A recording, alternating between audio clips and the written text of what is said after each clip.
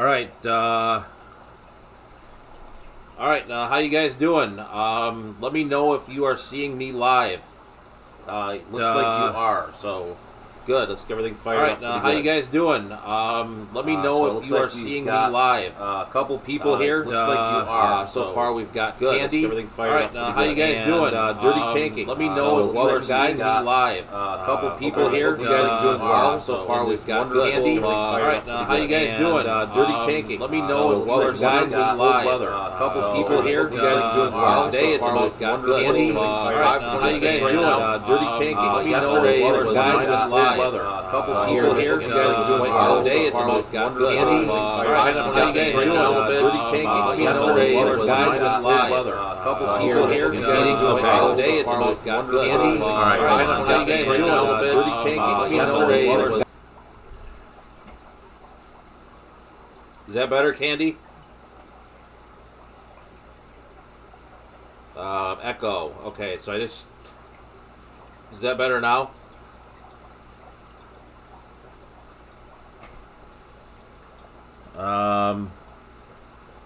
Did the echo go? Okay, all right, good. So I still had the desktop audio on, which I didn't think even worked, but... All right. Chad Krotz is there. Welcome, Reels Tanks as well. So we've got 5 folks here. So give it another minute or two. And Daryl's here. Hey, Daryl, how's it going? We'll give it a minute or two, and we'll go ahead and kind of get started. So, yeah, I figured out what the problem was. I had both mics on, so I'll make sure that's shut off in the future. Alright, so got about 6 people here now. So let's go ahead and get started. So we'll go ahead here and put up this picture here. Alright, this picture was from about this time, maybe I think it was February, probably about 3 years ago. This was my fish room in the basement during a power outage that lasted about 4 days. Lumpy Dog's here. Hey Lumpy, how's it going? Lumpy Dog's not too far from me. He may remember this.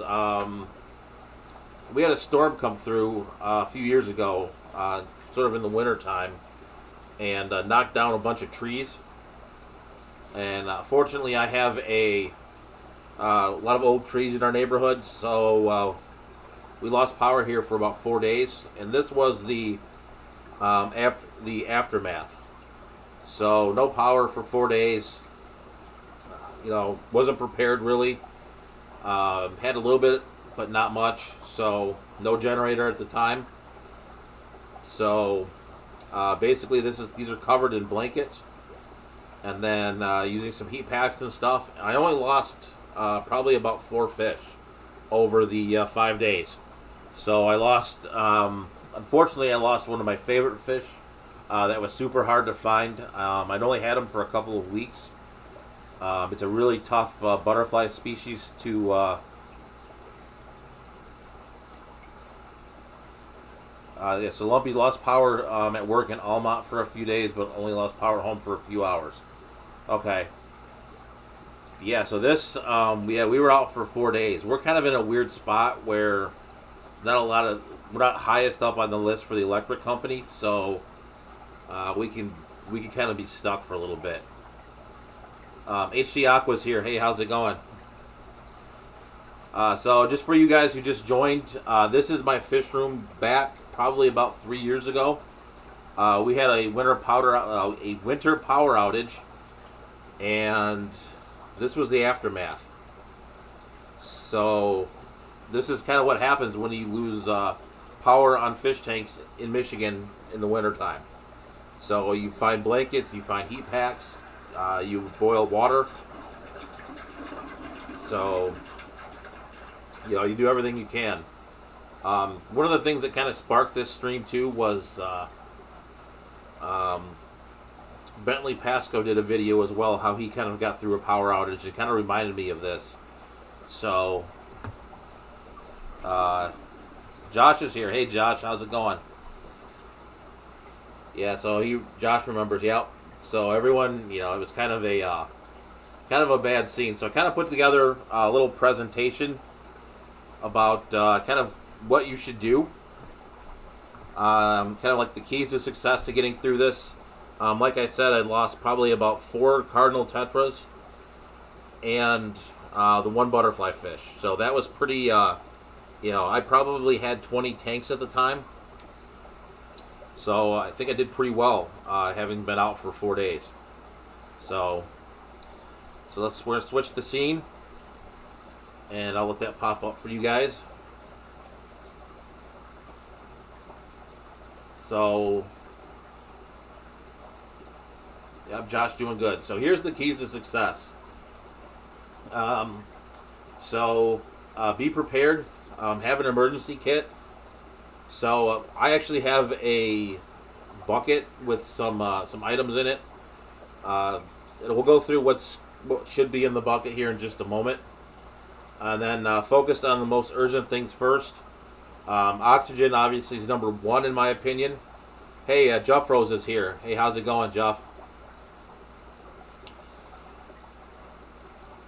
Matthew Wiggins. Paranoid. I bought a small generator to keep my fish room going to be safe. Actually have to use it once around New Year's. Cool. So these are the keys to success. Have an emergency kit. So we'll talk again about what's in that kit. Focus on the most urgent things first. So if you aren't, obviously oxygen's first. You want to make sure you've got some good airflow, some good circulation. And then also we'll talk about temperature. Michigan this time of year, yesterday it was -10 here. So obviously temperature would be a concern. And then the last thing here, and we'll talk about this a little bit more, is to keep redundant equipment. So have some redundancies when you plan out your fish room, so that, excuse me, throat's getting a little dry. Have some redundancy so that if something goes wrong, not just power outages, but anything, that you kind of have a backup. So you can just go to the shelf, grab it, plug it in, or do whatever you need to do to make sure it works. So let's go ahead here, and I'll show you guys on the next screen what we have for what is actually in the emergency kit. So let that just flip over. All right. So in the emergency kit, you should have the some battery powered, that should say air pumps. And now, if you can't find them, -500 with wind coming off the lake. I could imagine. KG Cichlids. Oh, I guess I wasn't subbed. Oh, well, thank you, KG.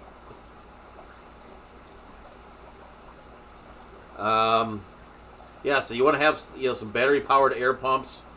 Obviously, extra batteries, because you never know what's going to happen.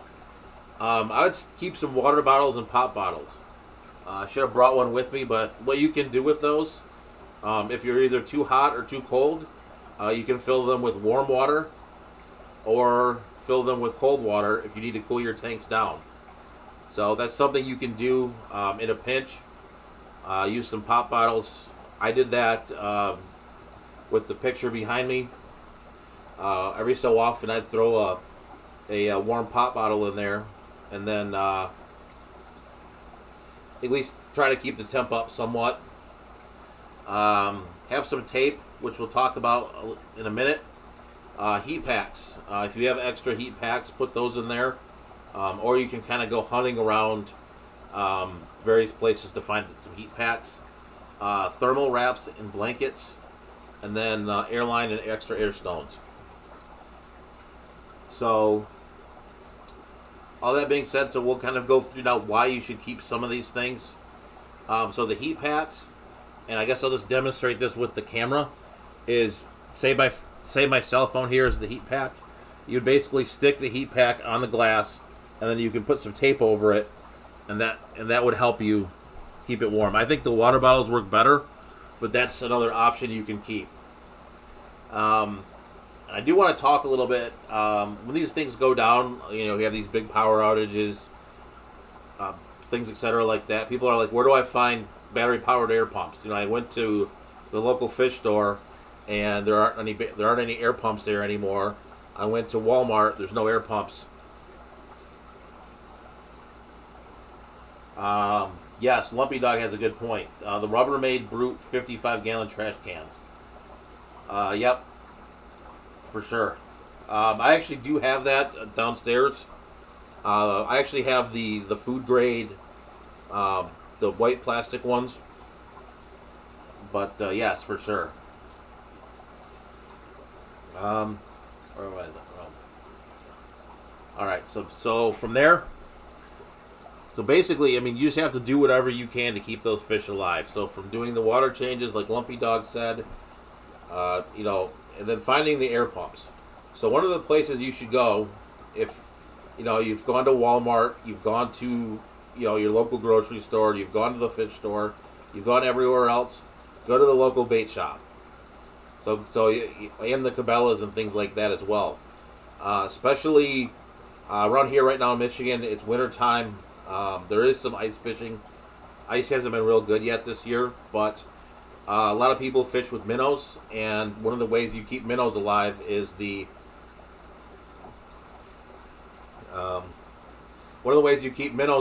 use the battery-powered air pumps. So go get some of those from the bait shop. They work just as well as the ones from the fish store. Honestly, they probably are a little bit better. The ones I found at Bass Pro Shops actually had quite a bit of power, so I could run 2 to 3 tanks with one of those, and it worked out pretty well. Lumpy Dogs helps to keep aquariums in the basement. Yes, that is true. The spills don't wreck the flooring. Yes, that is kind of the one thing I do miss about having the basement fish room instead of having it out here in the outbuilding. Is the the temperature swings. The temperature does swing a bit in here, even though it's pretty well insulated. Yesterday it was -10, and everything went pretty well.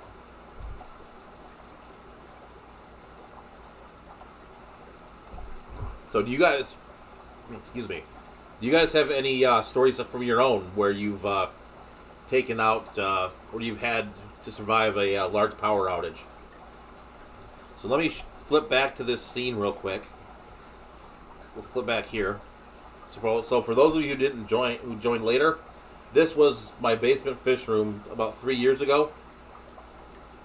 Yes, check Craigslist for generators. Yes, that's a good idea. Also check estate sales.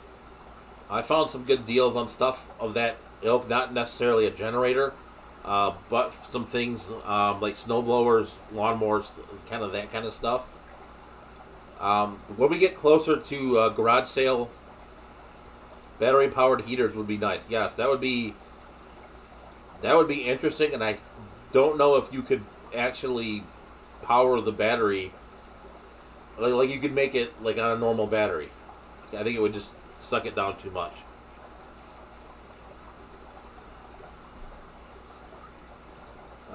Yes, ventless blue flame natural gas heater with battery ignition. Yeah. So what I have in the fish barn, so as a backup, so we'll hit the one part real quick about the redundant equipment. So it takes 20D batteries. Yeah, imagine it would take like a marine battery or something like that. Yeah, so what I have here for the fish barn, and I talked a lot about power outages, but there's other things too. So, for example, one of the things, when I built the fish barn, talking back about the point about redundant equipment. So just for anything, so say it's Sunday night, or it's Christmas Eve, or at some other time, and you have the pump die. You have like a water pump die. Yeah, so you would, what are you gonna do, right? It's Christmas. You need to run water. Have a backup pump. Buy an extra pump. Or have one like say in your auto. I have an auto water change system that runs off my Neptune Apex. So use that. I would just take some, either have it so you can unscrew it, or honestly I would almost just even cut it, and then I do have TM Aquatics.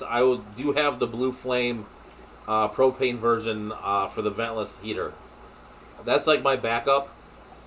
I need to actually like set it up, and it's been one of the things I've been lacking getting motivation to do, but I need to do that. I wanted to run a test and see how much propane I ran through with it, actually.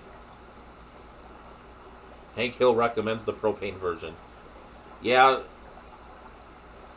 I've been thinking about that because the electric bill out here has been a little steep, but not unbearable. But it's I would say it's just a tad more than the summertime when you run your air. Yeah, so the barn has a, obviously the barn you can't, you're going to fight the elements a little bit more out here. So I do have that here. Let me go grab it. I'll show it to you, actually. It's going to be kind of ugly because it's going to be like the entire screen. But let me go show you what I've got for the backup heater.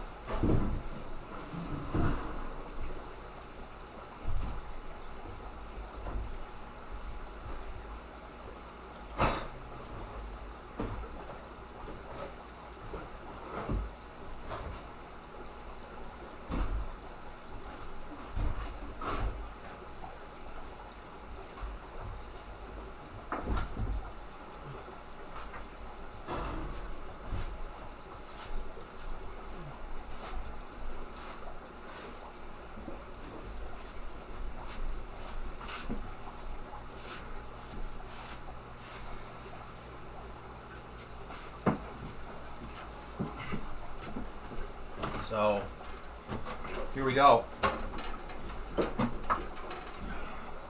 Let me figure out how to hold this now. So this is the backup heater. So I haven't had time to set it up yet. But this is the ventless propane heater. So this is it. So let me just put this away real quick and I'll come right back.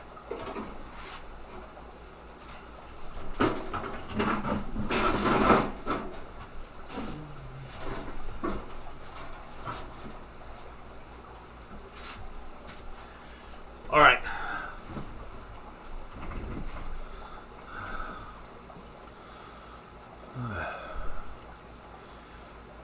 Cool. Yeah, so that's the heater.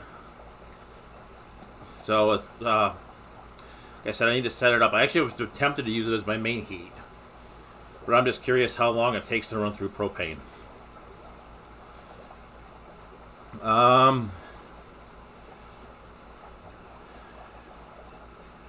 I think it's Tim. I think it's 50,000. It's either 50 or 30,000. I can't remember. I have to look. I bought it like last spring, and if you could tell from the camera, it was kind of dirty. It kind of had to live through the barn makeover. That's kind of where it just lived out here. So, but it is. I think it would heat the barn. I think it would heat the building. The one thing I don't like about it though is it doesn't have a thermostat. It has like it has like 5 settings or whatever, like high, sort of high, medium, not so medium, and low, or whatever they are.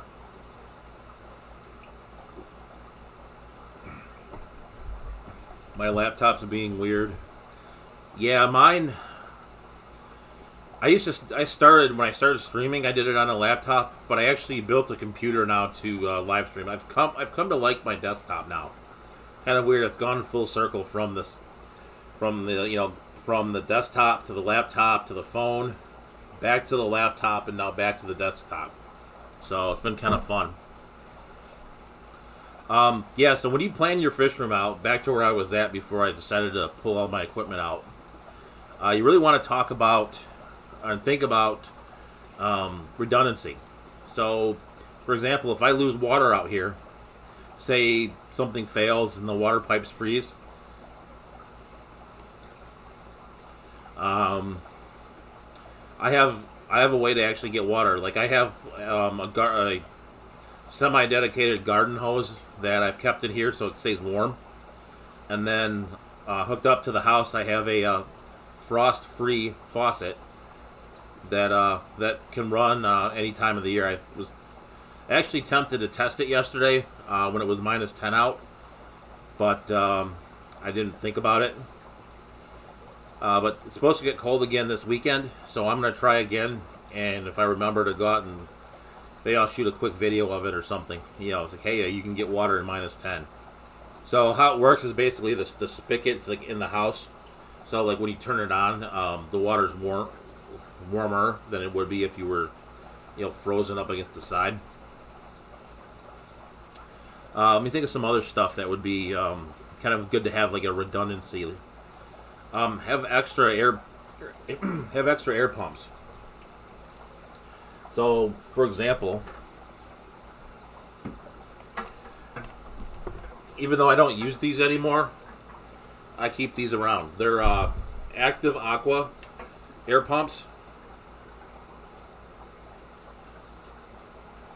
So these are the Active Aqua. So I have these. Never know when you might need an air pump. I think I have like three of these floating around in here. Any suggestions with slowly heating tanks up back to temperature? Fish do okay with a long, slow cool down, but not so good with a rapid warm up. I haven't ever done anything. You know, I've usually just let the heaters warm the tanks up. One thing that I do though is I did back then when that picture was taken, and I do a little bit now too, is I run a lot of things on central systems. I know in a lot of the freshwater world, that can get dicey if you have fish that, like I wouldn't do that with guppies, for example. I wouldn't run guppies on a central system because you'd have guppies in every single tank, but I do that with a lot of my cichlid tanks just because they're big enough not to get sucked down the overflows and end up in different tanks. But I think that helps because I've always run it that way. So I've always had it on a bigger central system, so I've never had that problem. It's kind of warmed up when it's needed to. One thing though, Lumpy Dog reminded me of, I would not do it with like your canister filters. I would clean your canister filters and hang on backs out first. I wouldn't just plug those back in and let them go. Mile High Pluckles is here. Hey, how's it going? So yeah, it's got Mikey's here. Yeah, so I would definitely make sure you don't have any ammonia spikes or anything. So anything that's got a like a hang-on back or a like a canister filter, I would let it. I would clean it out first. So that's one thing that reminded me of that. But yeah, I mean, keep redundant equipment. If you can afford a generator, I would highly recommend doing that. I would actually go the route of actually having it hooked into your house, and then you can set it up with a breaker box that you can flip various breakers as you need them. So you can flip it from the line to the generator as you need to. I got one. If a light goes out on a planted tank, what will limp the plant through and you can get the light replaced? I would go to Home Depot. I would go to Home Depot and get like a I would look at the Kelvin rating, see if you could find like a cheap like LED fixture, or maybe even a one of the chicken brooder lights. And I would use one of those. That's what I would do. And then I would find like maybe like a 6500 Kelvin bulb, and use one of those. That's what I would do. Either LED or even incandescent. If you're just trying to limp through till Amazon shows up in 2 days, I would just go to the hardware store, find one of the chicken brooder lights, and get a 6500 bulb and burn it that way. Lumpy Dog's kicking in some more knowledge here. If running an underpowered cack-up air pump, raise the air stones higher so they don't require as much pressure. Yes, I think I've seen Jeremy do that. I think when he built his air system, I think he said something about that in one of his videos. If I remember watching that. It's a good... air is the most important thing, yes. I have a million battery, yeah. Yeah, that's for sure. Mile High Plecos, I don't know how many tanks you have, but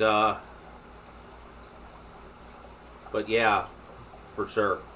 Oh, back up, not cack up. Yeah, I'm not good at reading autocorrect, so it's just going to come out as it is. But yeah, the light one was a good question. I had to think about that for a second. But yeah, thing too is I know with corals, you know, they can survive a couple days without lights as well. It won't be the end of the world. That made us cackle. So yeah, I mean, that was a good question. I had to think for a minute, but you could almost even Mile High is at 31 for the time being. Yes. So yeah, going back to the lights, though, I think your plants would be okay depending on how long you were without the light. I know corals can go a couple days or so without the lights. Plants, I would assume, would be the same way. You know, it would just be like you're doing a blackout period if you have a lot of algae issues. So I'm going to change my answer. I would almost do nothing. Unless there was some overriding factor that made me go find a light. Like Amazon, like, burned down or something, and it was going to take you 3 weeks to get a light or something like that. But I would say just leave it and then wait for your light to come. Mile High Plecos has one 5-gallon bowl. That would be funny if he had goldfish in it. He has one 5-gallon bowl with a goldfish, but then he goes around his Mile High Plecos.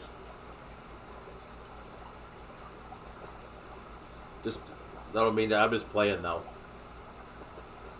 It's a 6-gallon. Get your facts straight.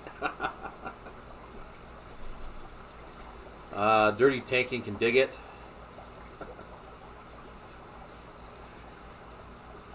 Let me think about some other redundant equipment you could have. That I actually have redundant photography equipment for YouTube now. I broke one of my cameras. I accidentally knocked it off of where it was at. And while I was getting it fixed, I really didn't want to be without a camera. So I bought an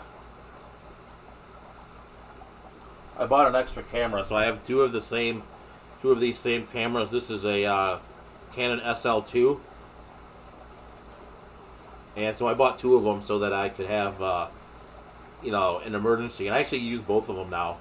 Like, I'll just set up, this right now has the macro lens on it, but, you know, I'll keep it with one lens, you know, one with the normal lens, one with, like, a macro lens, or this lens right here, which is a, basically like a 24mm pancake lens. So I'll use that on one of the cameras and use, like, a normal lens on the other. So, that kind of redundancy kind of comes into play with a lot of things. And I got all dirty from my heater. So, you know. Lumpy Dog like button could use some love. Yes, hit the like button. We do appreciate that. Nice. Bought my first HD camcorder. Crazy upgrade from my phone. The phone doesn't do bad video, though. There's some instances where a phone would be rather helpful. For sure. So I wouldn't discount the phone. You can do a lot of things with a phone. It's kind of an easier thing to use, especially like if you're walking around, say something like a swap, and you know, you can put this on a, you can throw it on a gimbal, and it's a lot easier. And the gimbals for the smartphones are a lot cheaper than the camera gimbals, So that's an option too. I haven't looked into the camera gimbals. That's something I may do in the future, but I don't really use it a lot. And I already have a gimbal for my phone, so I might just use that if I were going to do that sort of video. I need a redundant me for the days I don't feel like working. Yeah, me too. Kind of felt like that today. Let's see. Anything else? I'll flip it back to this picture again for anyone who hasn't joined. So this is the this is what happens when you have no power in Michigan in the wintertime and you try to keep your tanks warm. So you have blanket palooza. So literally stole every blanket I owned and threw it over the fish tanks.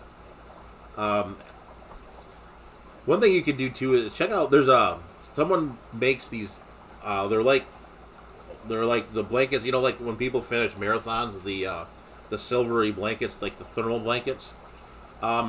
People sell those too, and I think Corey has those at the Aquarium Co-op, where you can put the thermal blanket over the tank. But I ended up using these, and then, like I said earlier, they're Mylar. Okay. Okay, it's cool. So, yeah, so you can use those as well. Dirty tank. I did everything with my phone, but filming at my house now. I filled my phone storage up. Yes, that is the one problem with doing with your phone. Walmart sells the thermal blankets too. Okay. The Walmart that's by us has its moments. So yeah, so the Walmart by us is a little sketchy. I try not to spend very much time in there if I go there, but I'll have to check that out. Candy, hit the like button. We're a few short. Yeah, so please hit the like button. You know, though, I'm kind of bad sometimes. I'll watch people's streams and like never hit the like button, and it's sort of it's a bad habit, and I've been getting a little bit better now that I spend more time in here on the computer. You know, if I'm on my phone, like it's for whatever reason, like the phone, it's harder to like scroll up and hit the button. So do you guys have any stories about how you guys survived any like multi-day power outages or any sort of, you know, multi-day I was without my X pump and equipment? I want to hear some of your guys' stories, so go ahead and put them in the chat. We can talk through some of those too. And I really did like Dirty Tanking's question earlier about the light. That one was that one made me think for a minute.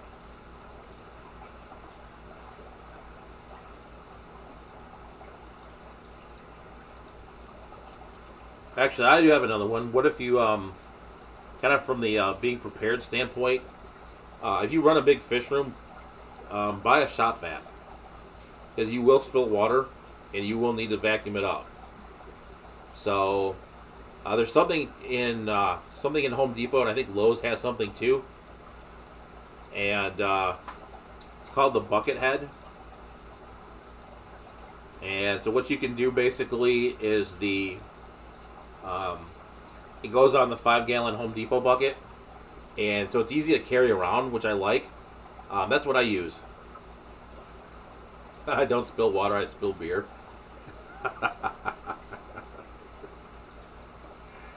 Sorry, I just had the image of, there's a video going around Facebook where I think it looks like a giraffe cat or something. It comes into the boat and it starts drinking beer.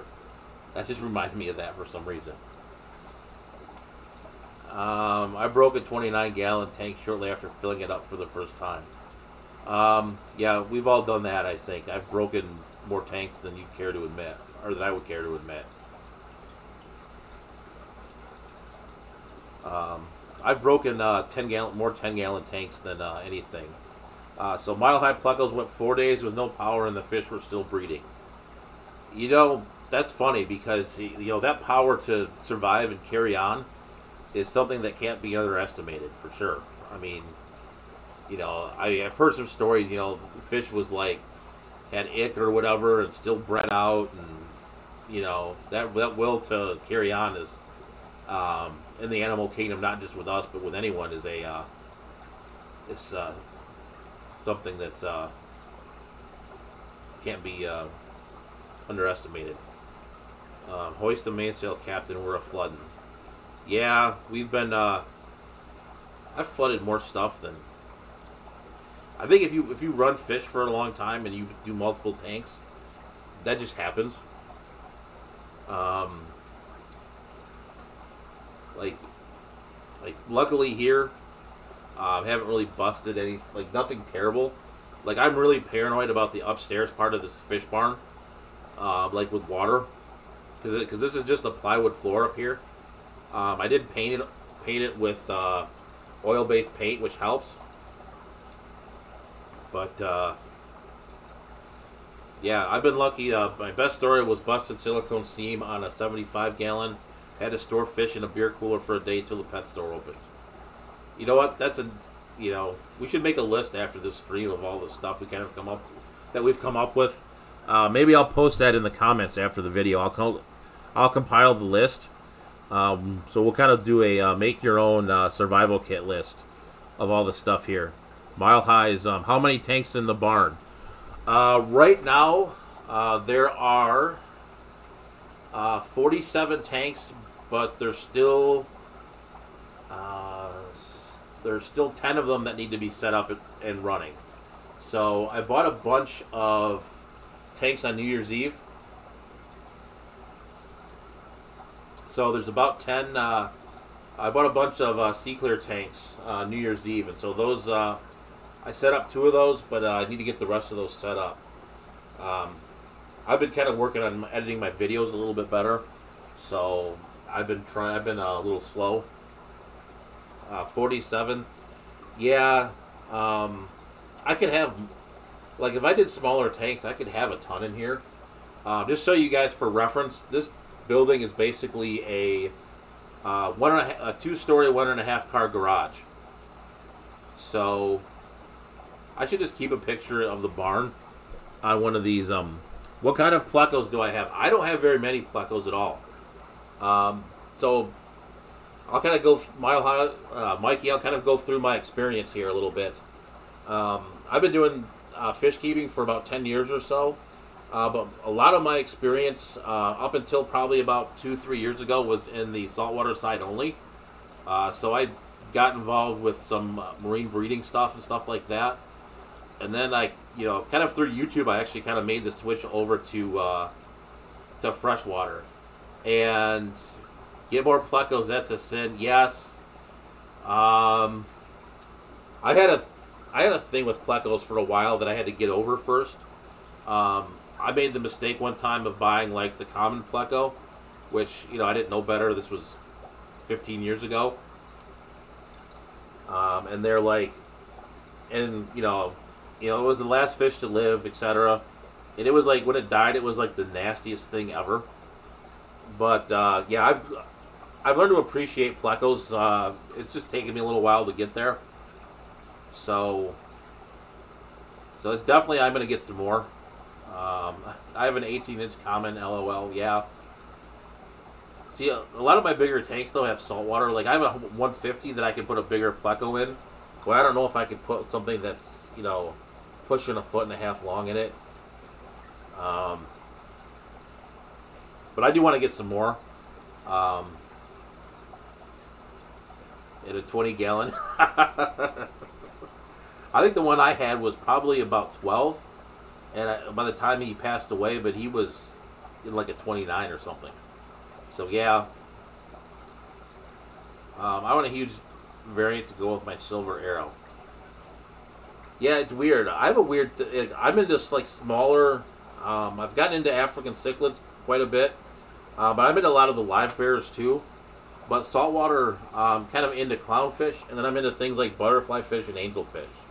So one of the purchases that's probably going to be coming up at some point within the next few months is going to be a... Oh, he's in a 180. Oh, that's right. You did say he was in a 180.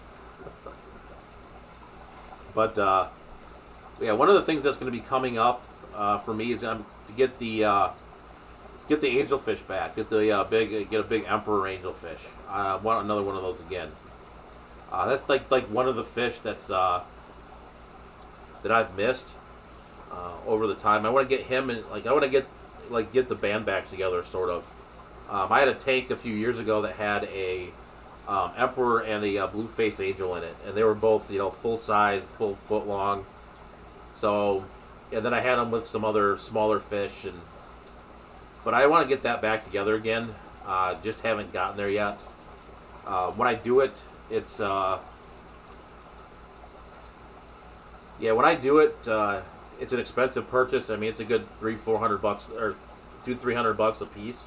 So I just haven't pulled the trigger on that yet. Starting to steal glances at discus. Yes, discus are fun. I do enjoy my discus tank quite a bit. That was my last video, was the discus tank. So I've got a 90-gallon discus tank downstairs. You're at 21 different species of plecos. Cool. Yeah, plecos is something I have to go do some reading about. I might ask Juffro in one of his streams, like where the pleco kind of like where the place to go is to kind of study about plecos. I went into one of the local fish stores around here, and they had quite a few of the ones that I've heard of that were pretty nice. They had like, I don't know if it was a Starlight. Shoot, it was like the gold dust one, I think it was. They had some other ones too that were pretty rare, or rarer. Yeah, I do your Joffro's Pleco advisor. But yeah, so he told me to go look at like the cat pages, I think it was called. I've just been busy. I haven't had a chance to go do that yet. But yeah, so that's kind of where I'm heading. Pleco wise, I do want to get some more for sure. The ones I have are some super red bristlenose. I've got those in a 75 in the Mutt Guppy tank. Planet Catfish. Okay. .com. Okay. I'm actually going to write that down.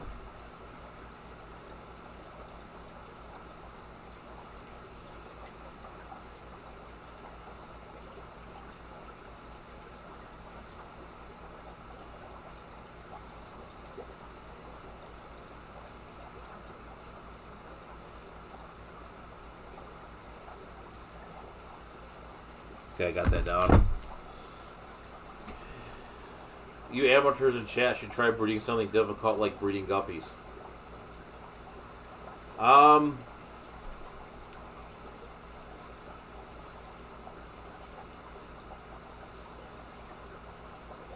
Yeah, learning your... Yeah, I figured that would be important, learning the L numbers, for sure. It's kind of like learning like a lot of a lot of fish, learning like species names, things like that. Matthew Wiggins would think the challenge for stopping him. Yeah.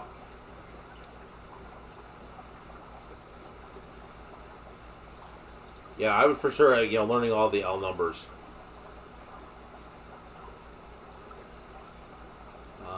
Yeah, there's a ton of them too. I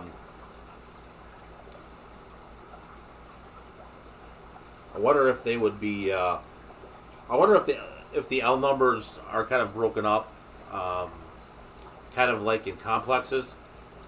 Kind of a peek under the tent. One of the videos I'm working on is to kind of go through like all the species of clownfish. And clownfish are broken up into 6 different complexes, and get those. And kind of go over a lot of the different types of clownfish, kind of some characteristics of them. So that's one of the videos that's coming out yet. I'm not done with it, so I don't know when it's going to be released. But I'm looking forward to that. That's something that's kind of out there. And I've had a lot of people come and say to me, like, "Oh, I didn't know there was that many types of clownfish." I'm like, "Yeah, there's a ton. I think there was, when I looked it up, there was 28 different species, and that doesn't count all of the different like morphs and hybrids and things like that are out there. So there's quite a big list of clownfish." But yeah, I wonder if the L numbers are kind of split up in complexes too. I have to look that up. Glad you got it was a joke. Yeah, Lumpy Dog's firing on all cylinders tonight. Let me try. Yeah, I hate that YouTube limits your characters. like you're trying to get a point across, and then Mile High Pleco, since you advised Jeff Rose, tell him to wear pants during his live streams. I think Jeff Rose, as far as I know, is fully clothed. Yeah, okay, so they're not... I knew they were by species, I just didn't know if they were... Like, if all of, like, say, the L... like, say, like L0 for, we call it, say, like, L0 through 100 are ancestress, and L101 to 200 are hypencestress, etc. That's kind of what I was thinking of.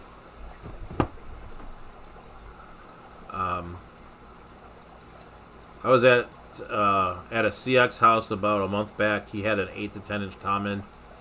He tells me he has a friend that's going to sell that fish for big money. I sure hope he gets the big money. Oh boy, you guys are going to get me going on like the Craigslist fish tank sales. It's super fun. You know, when you go go looking around at Craigslist like in the summertime, or the garage sale sites or stuff like that. That's pretty funny what people want. You know, it's like, hey, I want I've got a 29-gallon tank. I want $300 for it. No. I had that actually with a buddy of mine. He had a neighbor who was getting rid of their fish tanks, and and he kind of, they were like, it was like a 55, 29, and a 20 gallon or something like that. I mean, she had the stands, but I have no use for stands.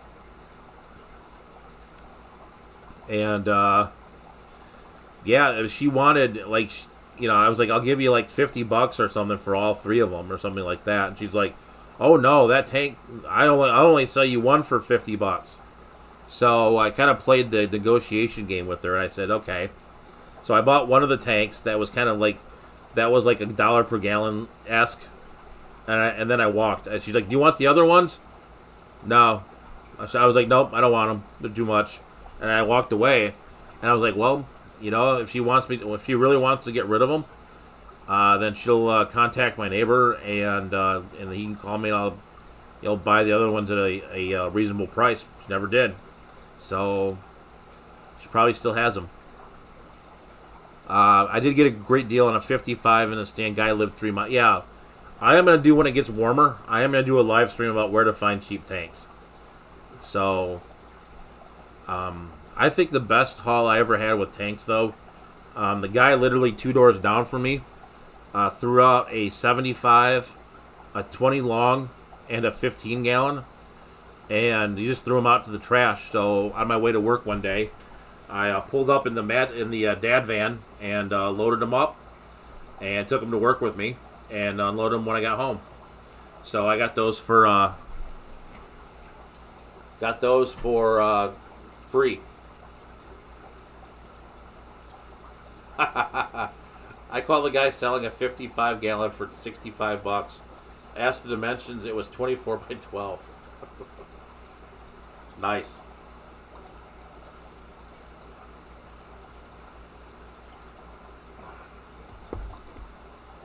Dirty thing, I'm a manager at a moving company. You would be surprised how much free fish stuff we get. Oh, I'm for sure. I can only imagine, because people, like, when you move, you just want to get rid of stuff, and people just get rid of it.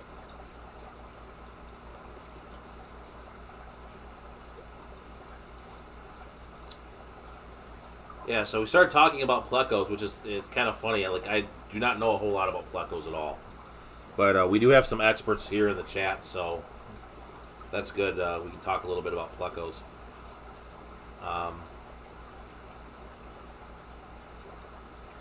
You know what? I think Mile High had something back up here. Let me flip back here about the power outages, and I think I missed it.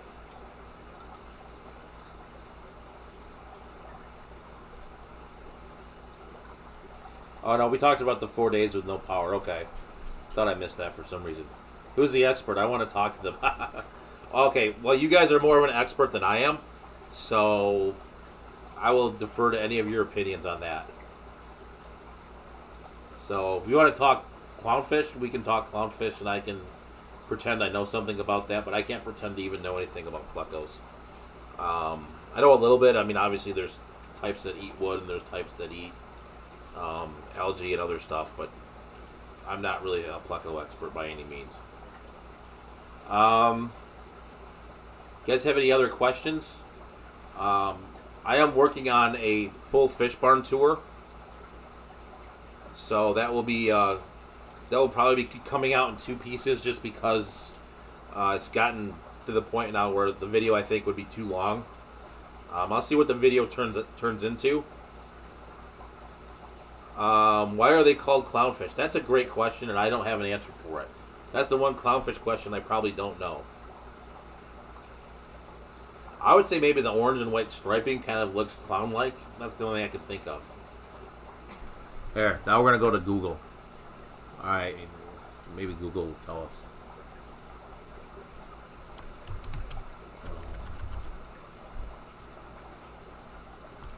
Why are clownfish called clownfish? Okay, so according to Google, clownfish get their name from the bold color strokes on their bodies like a clown's face paint. Finding Nemo, a movie about a clownfish, caused home aquarium demand to triple. Clownfish can't survive. Clownfish can't. I don't even agree with this. Clownfish can't survive without a host and enemy whose stinging tentacles protect them.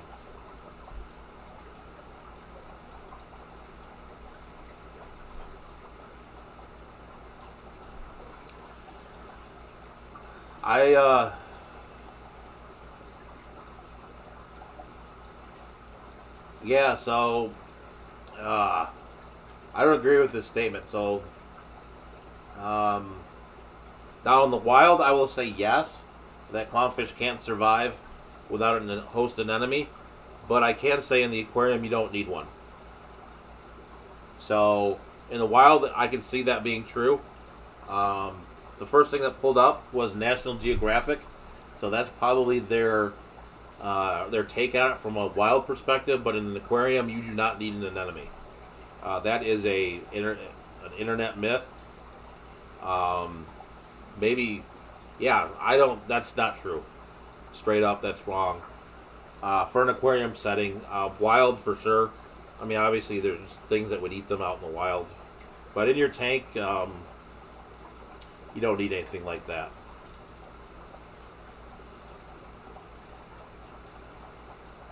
Yeah, I mean, most people don't. I've really never kept an anemone. I've never really wanted to bother with them.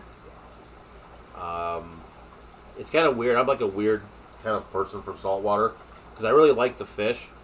I haven't kept a reef tank in probably about 7 or 8 years, just because I haven't had the desire to do it and to mess with it. I can, and I've done it, but it's like it's not something that I'm really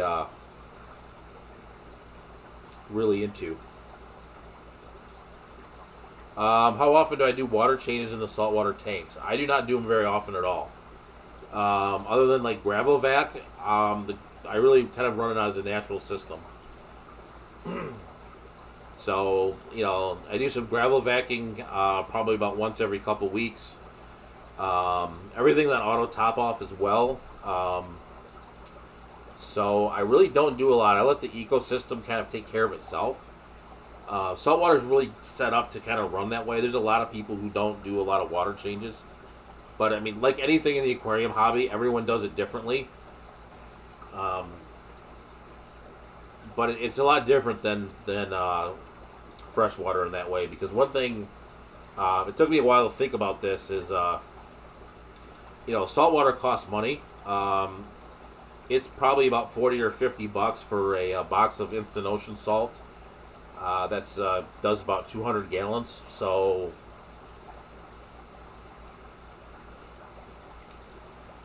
yeah, I mean, it's starting to cost money more than just your water bill. So you really want to do yeah, you really want to kind of. It's a different system. It's a lot like Lucas Bretz's. See you, Chad. Have a good night. It's a lot like Lucas Bretz and how he sets up his natural aquariums. It's a lot like that. And I didn't really think about that until just recently, but it's like the way that he sets his tanks up is a lot like you would set up a saltwater tank, where a lot of the sort of natural filtration will take care of it. You know, obviously you should run a protein skimmer. You know, a lot of people run sumps, which is what I would recommend if you're running a saltwater tank. But yeah, I mean, it's a little bit of a different game, just because of the money aspect of changing salt water. But I don't do a lot of water changes on my tanks for salt water. So we've been going now for 56 minutes. This has been a lot of fun. So I was curious how tonight would go, just because I've been guys who got here a little bit earlier. I fell asleep about 7 o'clock for about half an hour. My kid said, "It was like, Dad, you were snoring on the couch." So I was kind of in that half awake, half tired sort of state when I started. So the stream turned out to be a lot of fun.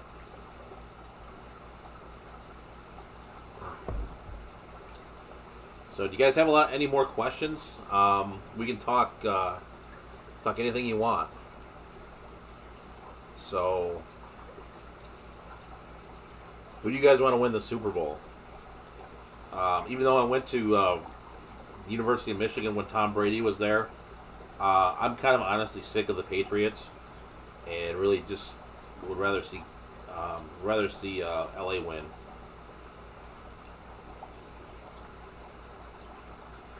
Let me see.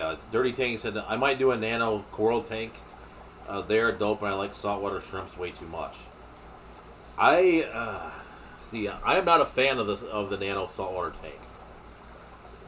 I think the one thing it sets you up for, you know, and maybe I'm being a little bit old school here, but you know, when you do the smaller size, there's a lot less forgiveness for making mistakes.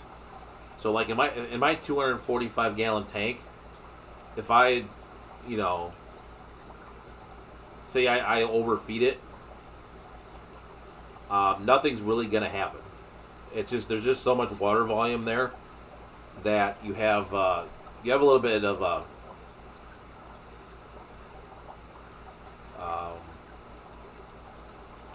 yeah, you have a little bit of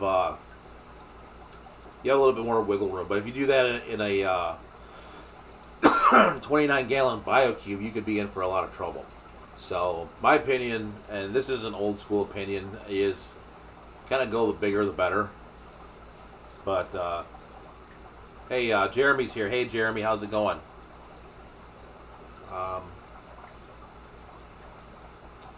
So yeah, we were just kind of kicking the tires a little bit. We did talk a little bit earlier about kind of about, you know, what to do in terms of like an emergency preparedness kit. So this picture here is my fish room back probably about 3 to 4 years ago. We had a pretty major power outage here, and I lost power for 4 days. And I think it was in February, if I remember correctly. And so the wrong emoji. Oh yeah, that is the wrong emoji. So there's so I made it for 4 days basically without really without losing literally one fish that was extremely important to me, and then like a couple of cardinal tetras.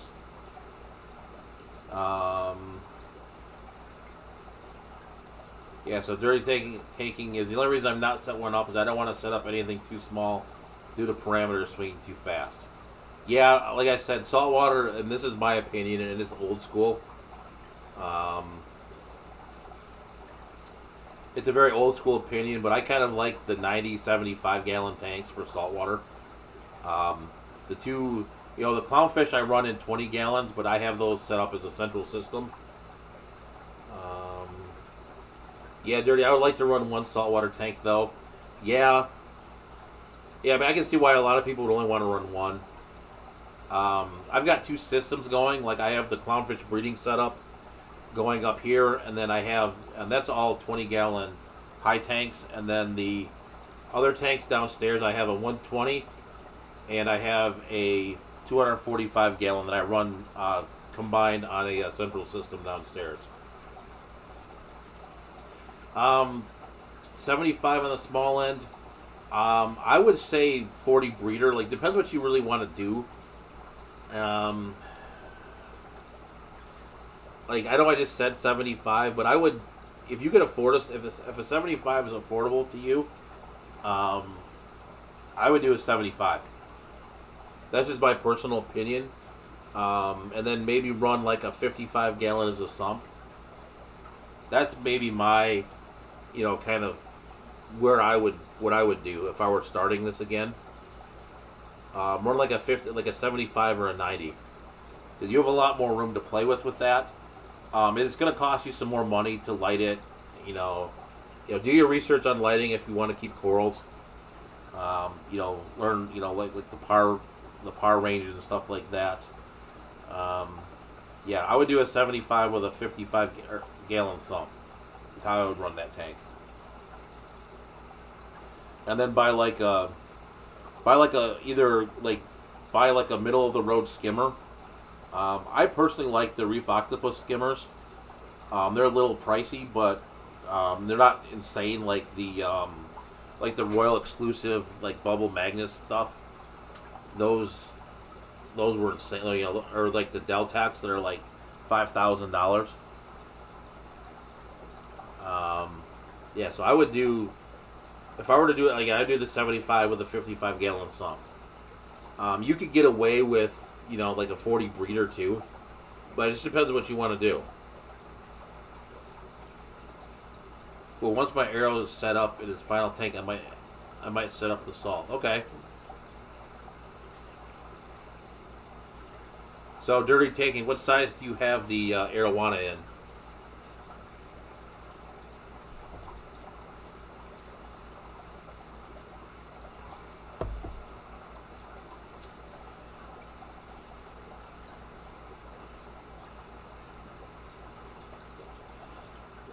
He's at a 55, okay.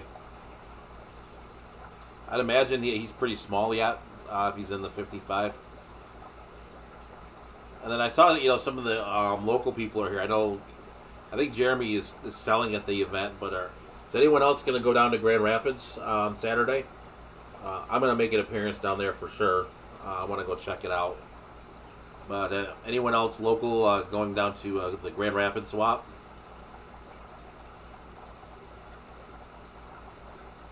Yeah, Dirty Tanking, he's only about 6 inches at the moment.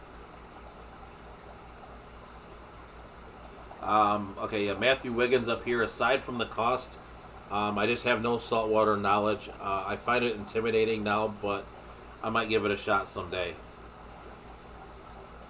Yeah, Matthew, it's not really that hard, in my opinion. I think there's a lot of stigma to it. I think there's a lot of... I actually kind of want to do a video on it at some point. I've been kicking around that idea of kind of like demystifying the saltwater tank. Because, there's a lot of people I talk to.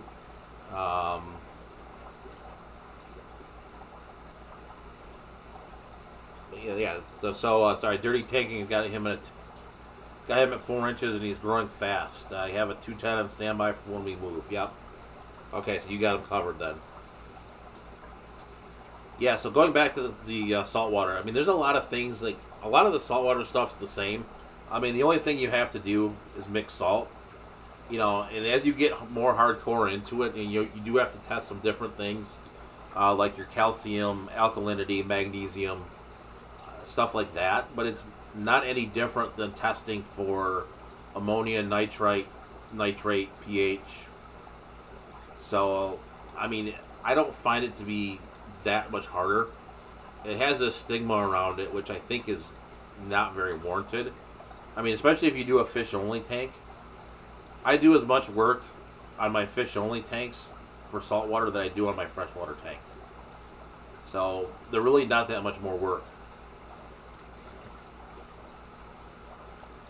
Dirty tanking, dude, I just remembered. And is the audio and video still good? I just wanted to check. Have I ever kept freshwater clams? I have not kept freshwater clams. I don't know if anyone in the chat has kept those or not, but I have not kept those. I have not kept saltwater clams either. I never really got into them. So, yep, audio video is still good. Okay, good. Just wanted to make sure.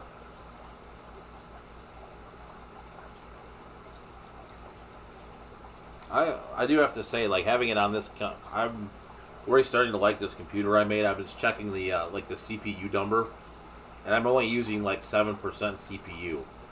So I must have done something right when I built this.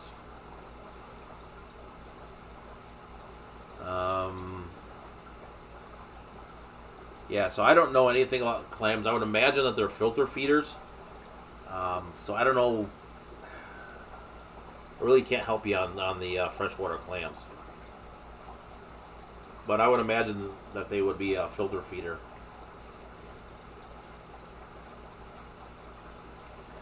Yeah, like I said, I don't know much about clams. Like I said, I can imagine them being filter feeders. You can feed them. I'm not even going to try because I just don't know.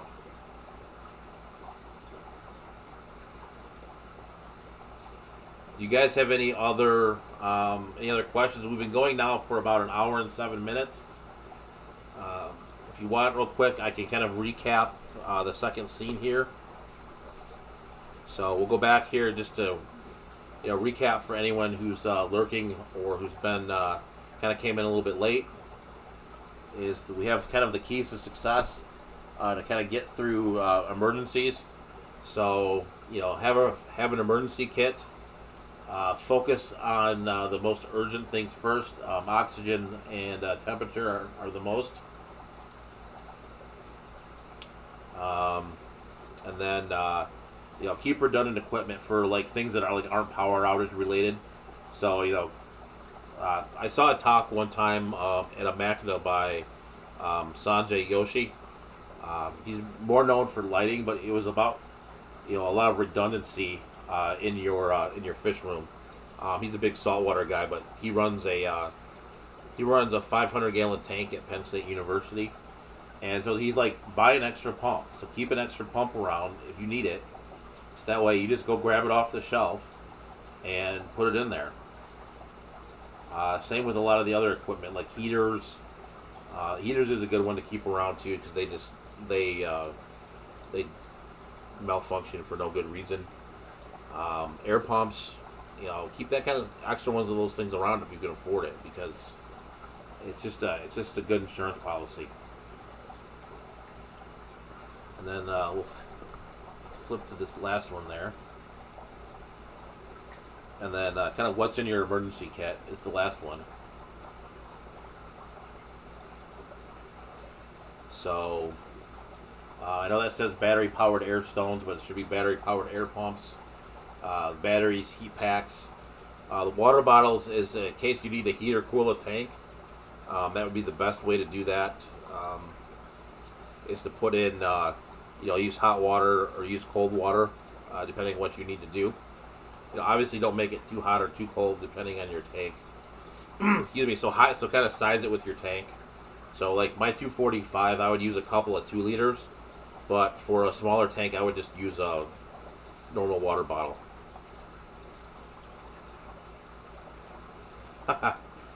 Only 2 types of aquarium heaters: heaters that have failed and heaters that will fail. Yes.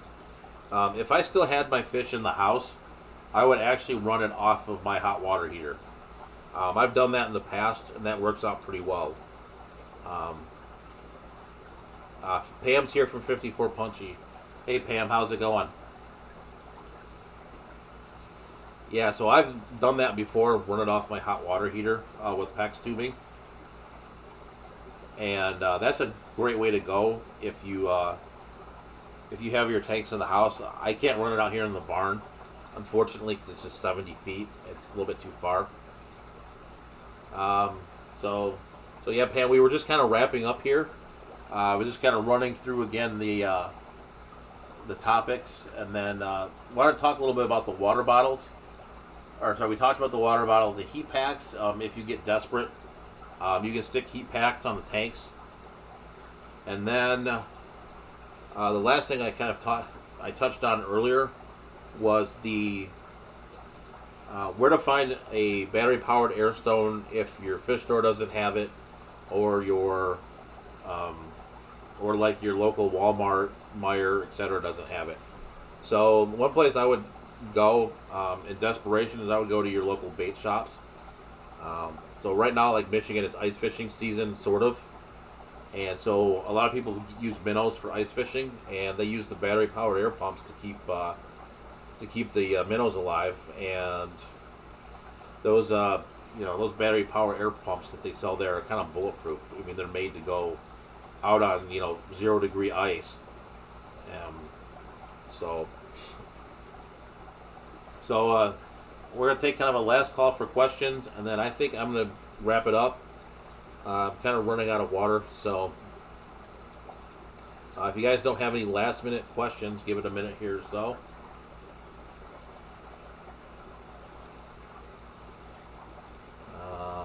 Don't see anything. So I do want to thank you guys for coming out. So this was a fun topic. So, and I will kind of go through the stream, and we'll kind of compile the emergency kit, because some people had some really good ideas in here that I didn't think of at the time when I put this together, but it was a lot of fun. So thank you guys for coming out. Lumpy Dog drove to South Bend last week, and none of the lakes and ponds I passed were frozen over. Yeah, they're coming now, though. There's a guy on YouTube actually who does a Lake St. Clair fishing report, and I've been following him now for a couple years, and he does a pretty good job with it. So if I do any, if I'm gonna venture out on the ice, I always kind of follow along with him. St. Clair is good fishing for like ice fishing for perch and stuff like that. So that's something that I do for sure. All right, so dirty tanking's good. Thank you for taking. Yeah, no problem. Anytime. I like answering your guys' questions, and if I don't know the answer to something, I'll be happy to tell you I don't know, and to steer you towards a resource that does, because obviously you don't want to give out bad information here. So realize I've got heater dust on my shirt still. So, all right, cool, fun. It's fun, guys. We'll catch you guys on the next stream. We do this every Tuesday night at 9 p.m.